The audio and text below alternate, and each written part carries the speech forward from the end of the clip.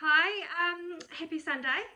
So, a couple of days ago, I put together a commentary on a New Zealand Herald article that related to the number of defaults. 240,000 mortgages have defaulted since April, and 83,000, or 13% of the mortgage market, have accessed the mortgage deferral terms for their home loans. And the author of the New Zealand Herald article commented that they didn't know why this was happening.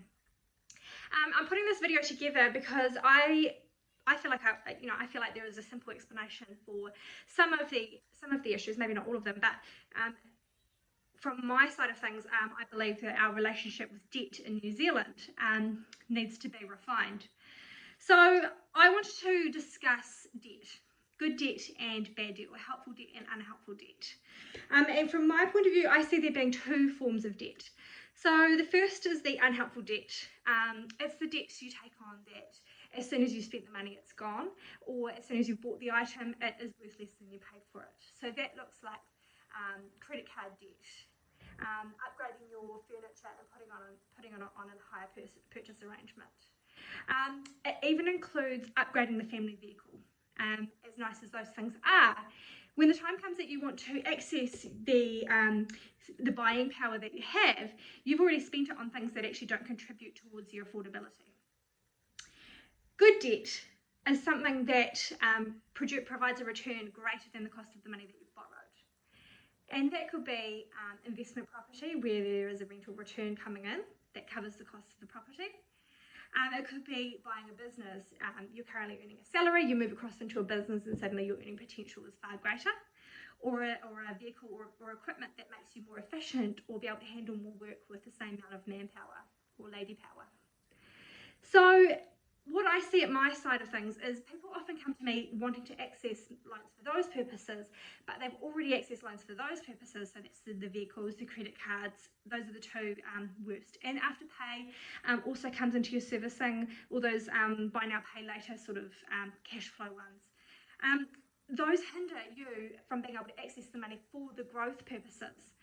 Now, I'm not saying that you shouldn't upgrade your family wagon or your furniture or put a holiday on your credit card.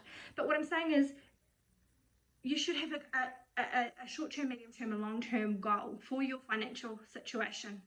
And when you're making a debt decision, assess, is this going to help me to get to those goals, or is it going to make it harder? And in a situation where you have created an income that you're satisfied with and you've got yourself into a position that you're happy with, then accessing the debt for those purposes isn't going to hold you back. But if you're doing these things before you've got your income and your assets to where you want them to be, they are going to hold you back. And in a situation we've found ourselves in a completely unexpected situation with a global pandemic, people losing their jobs, incomes are being reduced, household incomes are going from 2 full-time incomes to 1 or to 2 80% incomes, things like that. You're taking a reduction. If you've got these sorts of things hanging over your credit card debts, Afterpay and all those buy now, pay laters popping out of your bank accounts, a really expensive vehicle that's keeping you awake at night, it feels comfy to drive around and you look really cool, but it's holding you back from you're considering selling things or losing things to get through this period, then it's not healthy debt. So I just want you to consider my recommendation to you is sitting down with the other people that are affected by your plan and preparing a short-term, medium-term and long-term goal for your financial situation that you can refer back to anytime you're making a debt decision and figuring out whether it is going to move you closer to your goals or further away from your goals. And then maybe when you find yourself in a crisis like this, it'll be easier to weather the storm. So that's just my 2 cents worth. I actually have a few ideas. I'm a property investor myself and a business owner, and so I'm going to put together a wee series based on my learnings, and hopefully they will help you with your understanding of investing as well and cash flow management. Okay.